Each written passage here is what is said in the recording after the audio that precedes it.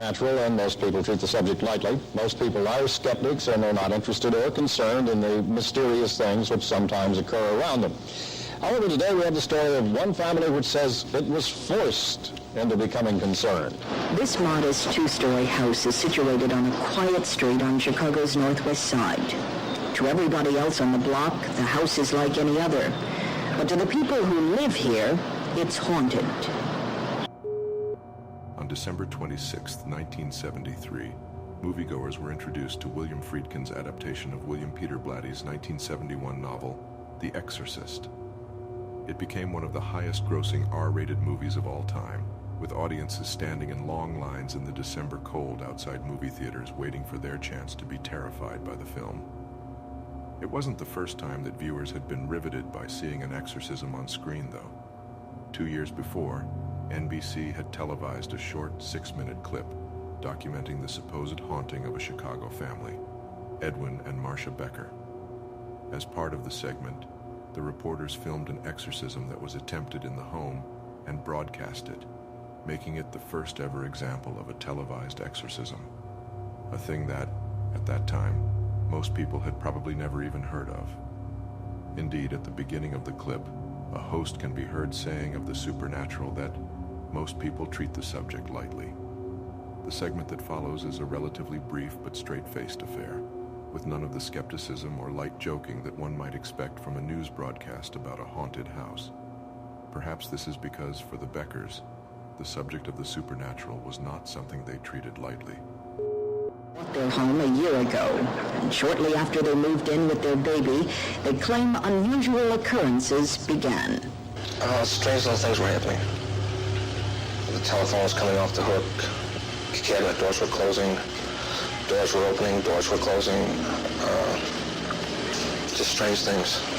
The only thing that really bothered me was if things were to fly, like my mixer flew off the wall and landed right at my feet. And it didn't fall, it actually flew. At least not after moving into the house they had recently purchased. Reporter Carol Simpson helms the short news piece and opens it with an interview with the Beckers, in which they describe some of the unusual phenomena that have been plaguing them. By now, such things are familiar to anyone who has had any exposure at all to stories of hauntings, whether ostensibly true or otherwise. Phone receivers would fly off the cradles, keys would become bent, doors would open and close. Once they said they were awakened by the sound of a woman crying. I hated to think of what it was, Edwin Becker says in the 1971 interview, a soundbite tailor-made for a future movie release like the one that this story is now getting, in the form of the movie True Haunting, starring Erin Moriarty and Jamie Campbell Bower, and directed by Gary Felder. The film is a dramatization of the couple's experiences in their Chicago home, including the events of the exorcism televised by NBC and its aftermath. The exorcism itself was performed by Joseph DeLuise and Reverend William Durrell Davis of the Independent Spiritualist Church in Chicago, according to Carol Simpson's reporting. By the Beckers' own account, they had approached the Catholic Church in the hopes of ridding themselves of the haunting, but had been ignored. In an indication of how new the concept still was to the public imagination, the NBC segment defines the term exorcism for its audience. That is a ceremony designed to rid something of evil spirits, Carol Simpson says in the clip. The family and the news crew were all asked to wear crucifixes for protection during the exorcism. Reverend DeLuise is a medium, Simpson says matter-of-factly, before explaining a trance state to the audience. He described it as a total relaxation of his mind and body, which, he says, allows him to communicate with spirits. After he entered his trance state, Simpson describes feeling a strong gust of wind from one of the open windows that blew the curtains and rattled the Venetian blinds. The spirits then begin to speak through DeLuise, with Simpson explaining that he claims the spirit used his vocal cords. Unfortunately, the audio quality of the recording makes it difficult to make out just what exactly DeLuise, or the spirit, might be saying in the scratchy and distorted version of the televised segment that remains. Reverend DeLuise began talking. He claims the spirit used his vocal cords. Remember, the combination. Why should it concern you?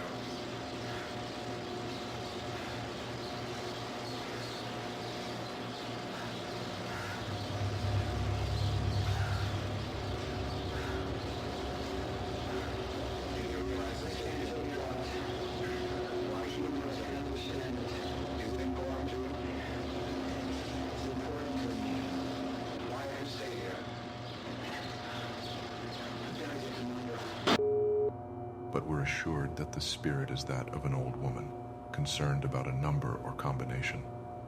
It's important to me, DeLuise says, or the spirit says through him. The exorcism itself includes showing the spirit that it has no reflection in a mirror, as well as offering it communion. Then they spread blessed salt throughout the house.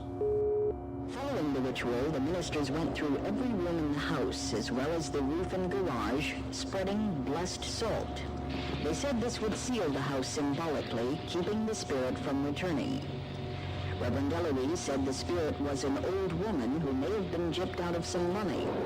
DeLuise said she was worried about a number, possibly to a safety deposit box. The Beckers found the explanation plausible since they found out an old woman had died in the house before they bought it. The news broadcast ends with the suggestion that the exorcism was successful. It has been several days, Simpson says, and the house has been quiet. However, that was far from the end for the Beckers, according to True Haunting, a 2011 book written by Edwin Becker himself. According to the book's synopsis, the house brought chaos to the lives of those who chose to reside there. Rather than the single ghost suggested by the NBC segment, the book claims that there were multiple spirits inhabiting the building and disrupting the lives of the living. What's more, it says that the exorcism was ultimately a failure. Understand why ghosts cannot be exorcised, the book's marketing copy exhorts, and a true example of their strong sense of domain, even after death. There is no happy ending, the book's description warns, as the young couple suffers emotionally, are physically threatened, have their pets terrorized, and ultimately end up virtually giving the home away by selling it for just $10. None of that made it into the original news broadcast, however. In fact, there are many discrepancies and inaccuracies surrounding the story of the Beckers. If you look online, you'll find accounts suggesting that they sublet part of the building to a young mother, whose infant was threatened by the spirits, while the original news broadcast identifies the couple themselves as the parents of the newborn in question. The news broadcast also says that the claims made by DeLuise and Daryl Davis are plausible to the Beckers, since they found out an old woman had died in the house before they bought it. However, other accounts claim that the Beckers had to evict the crazy woman who lived in the home's downstairs apartment before they moved in, and Becker's own book suggests that the multiple spirits of a single family dominated the building. Whatever the case may be, True Haunting became a bestseller after its publication, according to its own marketing materials, and has been optioned as a film by Screen Gems, released on January of 2023. It isn't the first time the story has made it to the screen either, notwithstanding that NBC segment from 1971. The Beckers' experiences also informed the 2012 season finale of the sci-fi show Paranormal Witness, in an episode titled The Tenants. Becker's book of the same name encourages you to keep your eyes open for possible supernatural phenomena. There are certain subtle occurrences you may find the most frightening because you just might relate and recognize them, it says. If so, guess what? You may have a ghost,